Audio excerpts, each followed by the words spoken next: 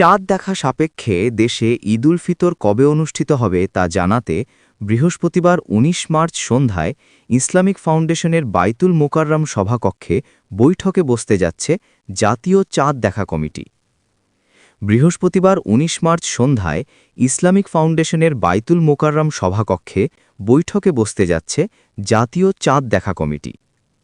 বুধবার ১৮ মার্চ এক বিজ্ঞপ্তিতে এ তথ্য জানিয়েছে ধর্ম মন্ত্রণালয়।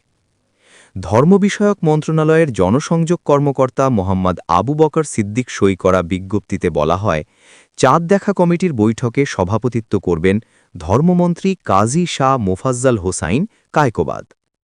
এদিন বাংলাদেশের আকাশে কোথাও শাওয়াল মাসের চাঁদ দেখা গেলে টেলিফোনে 02-410-53294, 02-226-405109 অথবা 02-233-8397 নম্বরে অথবা সংশ্লিষ্ট জেলার জেলা প্রশাসক বা উপজেলা নির্বাহী কর্মকর্তাকে জানাতে অনুরোধ করেছে ইসলামিক ফাউন্ডেশন।